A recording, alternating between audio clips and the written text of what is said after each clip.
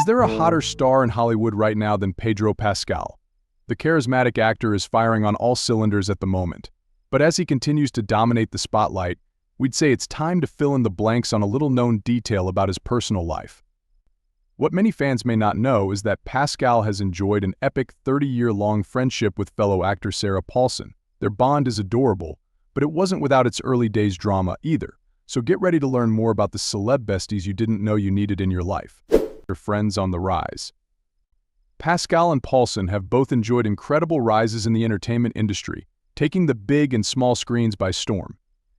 Quite frankly, we'd be amazed if either of them could have predicted this when they were first introduced to each other back in the 1990s, so that must make their respective successes all the more sweet.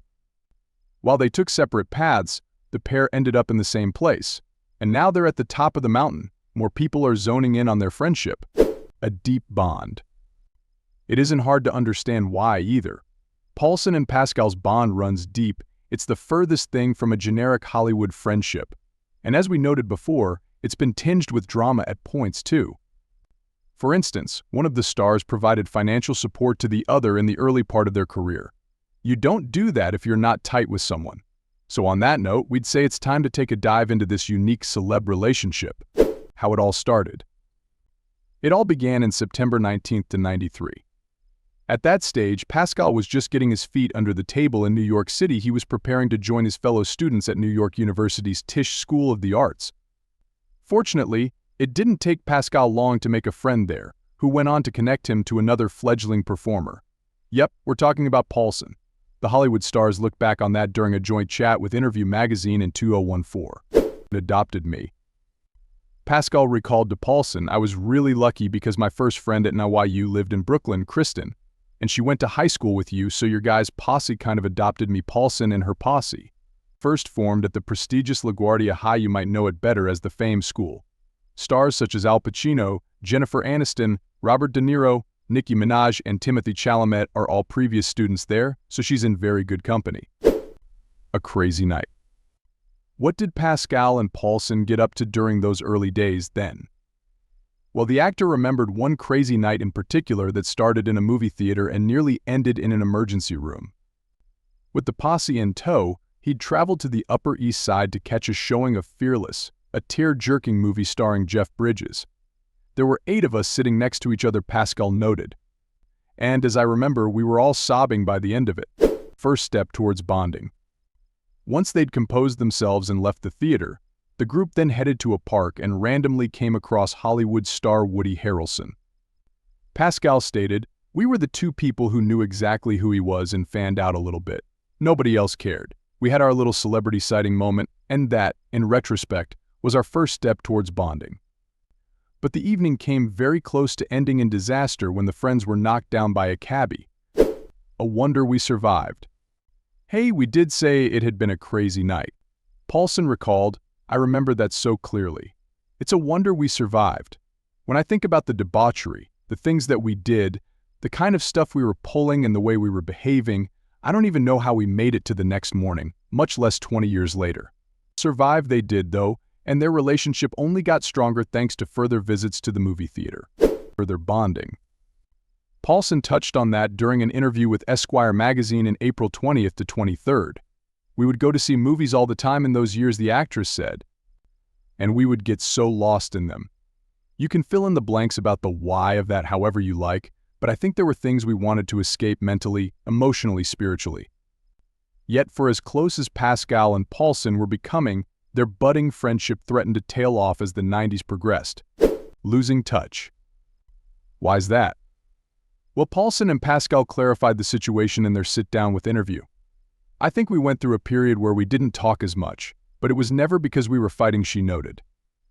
Her pal then responded, "You were the first of all of us that started working and never stopped." Yes, Paulson packed her bags for Los Angeles, California, and the move quickly paid off. For starters, she made her on-screen bow in a 1994 episode of Law Order, Reconnecting. From there, Paulson then bagged a number of other roles in the mid to late 90s, including a recurring part in the TV show American Gothic. Pascal hadn't been exaggerating when he'd said she never stopped working. But what about him?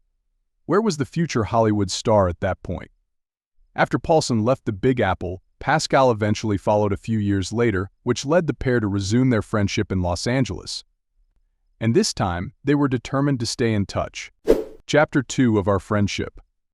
I came to LA for a bit and then went back to New York. Pascal informed interview. Even after going back to New York, we somehow went into Chapter 2 of our friendship. We became attached to each other and haven't been able to let go. As to why their bond has managed to endure, Paulson once again looked back on that crazy evening in New York City in the early 1990s. From her perspective, that was a defining moment, an exciting debut. Paulson noted, "I think when you get knocked off by a cabbie and you see Woody Harrelson and you see Fearless all in one day, you're either bonded for life or you'll never see each other again." So, other than hanging with his bestie, what did Pascal get up to when he made the switch to Los Angeles? Was he able to find work as quickly as Paulson? Well, his first on-screen acting gig couldn't have come on a bigger show. Obsessed with it. Yes, Pascal scored a role in a 1999 episode of the hit TV series Buffy the Vampire Slayer. Not a bad start, right? Unsurprisingly, he was absolutely jazzed to get the chance to showcase himself on a major stage. But the part meant more than that. As the actor told Esquire, "I was so excited to be on it, mostly because people in my life that I respected so much, my best friends and my sister, were obsessed with the show." Obsessed with the show. A busy debut year. I wasn't watching it at the time, Pascal continued. "I've since introduced myself to the whole Buffy experience. It was cool because it was the 4th season premiere. Joss Whedon directed the episode. I always die. In everything. Even to this day, all these years later, I still die." In addition to the Buffy episode, he also bagged 3 more minor roles in different TV shows that year. So things were looking promising at that stage, but Pascal's optimism soon gave way to fear. Hard times. After a busy 1999, Pascal was only able to nab 3 acting jobs between 2000 and 2001. Then he had to wait another 4 years until the next opportunity came along, despite putting in the work at auditions. It was an extremely tough period for him, and Paulson knew it. By that stage, she was well on her way to establishing herself, holding down a regular role on the show Jack Jill. She made an appearance in the hit big-screen comedy What Women Want during that spell too. Money to feed himself. But regardless of her exciting rise, Pascal was never too far from Paulson's thoughts, and it led the actress to do something quite amazing in the early part of the 90s. While chatting with Esquire, she said, "He's talked about this publicly, but there were times when I would give him my per diem from a job I was working on so that he could have money to feed himself." If the night out in New York City kicked off their friendship, then this must have surely cemented it. Assessing the situation. Mind you, while Paulson clearly had his back and was willing to support him through this difficult spell, Pascal started to assess his options. The actor realized that his unsuccessful search for work couldn't go on for too long, so he set himself a personal target.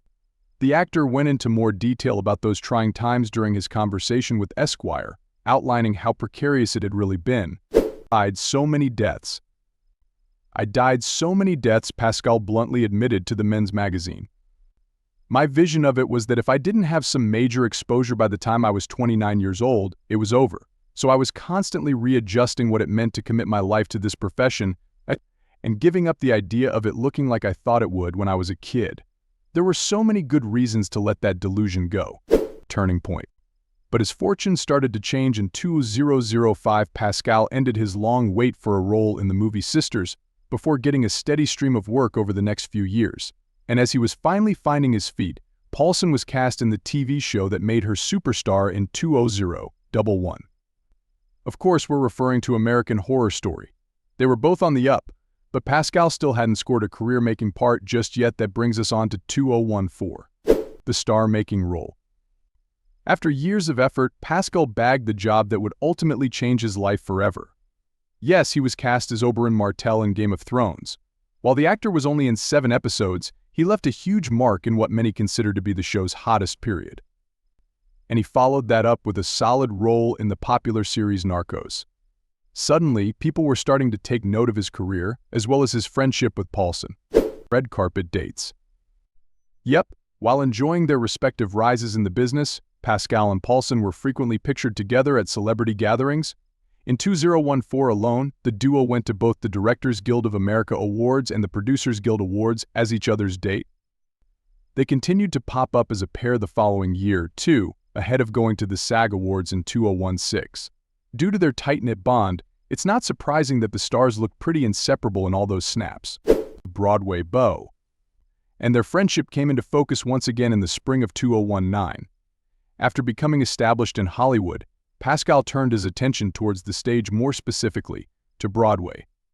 He made his first appearance there in a production of King Lear, so of course Paulson grabbed a spot in the audience. It was a special moment, given their ties to the Big Apple. Following the show, she then shared a sweet message on social media, alongside an equally adorable photo. In awe of you. Paulson wrote, "I love you, Pedro Pascal. What an extraordinarily moving thing to witness your Broadway debut. I am in awe of you, but it's somewhat likely that she wasn't the only one flying the flag for Pascal at that stage. He'd built quite the fan base for himself thanks to his work, and it only got bigger near the end of 2019. That's when The Mandalorian started, raising his profile even further. Pretty impressive considering we barely see his face. Making time." So Pascal's star kept reaching new heights, while Paulson wasn't doing too badly either. Still, regardless of how busy they were, the pals continued to make time for each other. For instance, she posted a lovely message on his birthday in 20202020. Taking to Instagram, the actress wrote, "Long-standing, always enduring, ever-evolving friendships feel particularly poignant these days. Woody Harrelson, Central Park, and Fearless Forever. I love you now and always. Here's to more of all of it. Goddess." How did Pascal respond to that? Simple, he returned the favor on Paulson's big day later that year. "Dancing to Prince with this woman for more than half my life," the actor penned on Instagram. "Happy birthday, you goddess." The uncut message was a little stronger than that, but still. He also included a video of his bestie grooving to the musical icon. Who wouldn't love to see the pair busting a move together to When Doves Cry or Kiss? Saturday Night Live appearance. Enduring and strong as their friendship has proven to be over the last 30 years, 20 to 23 produced a landmark high point. With The Last of Us firing Pascal further into the stratosphere, he was given the chance to make his Saturday Night Live debut that February. And for one of the skits, he called upon Paulson to join him. Two best friends at the peak of their powers performing together on live television, it doesn't get better than that, right? A major movie star. But when it comes to Pascal's career right now, Paulson couldn't be happier. As she gushed to Esquire, you just want him to succeed. And that, to me, I feel like is the sign of a major movie star. I'm ready for him to take the reins from the guys from romantic comedies past, and like Bruce Willis and Mel Gibson and all these guys, he can be all that. Let's remake Die Hard with Pedro. Remake all the Lethal Weapon movies with Pedro. Biggest cheerleader. While Pascal boasts millions of fans today, it could be argued that none of them are bigger cheerleaders for his success than Paulson. And she proved that again in April 20th to 23rd. During that period, the actor was selected as part of Time magazine's 100 Most Influential People of 20 to 23 list. Each person had someone close to them pen their entry, so you can probably guess who stood up for Pascal. Paulson wrote, "Pedro Pascal is the whole deal. Sorry, no other word will do. Simply lucky." I'm not biased, in spite of my knowing for 30 years what you all are just coming to understand about Pedro. Paulson added. "I'm not showing off, just simply lucky to have had his phone number my entire adult life. And no, I won't give it to you. What I will give you is the guarantee that everything you hope he is powerful, soulful, hilarious, goofy, capable of having the deepest conversations, and in possession of the broadest shoulders to lean on besties for life. You bet."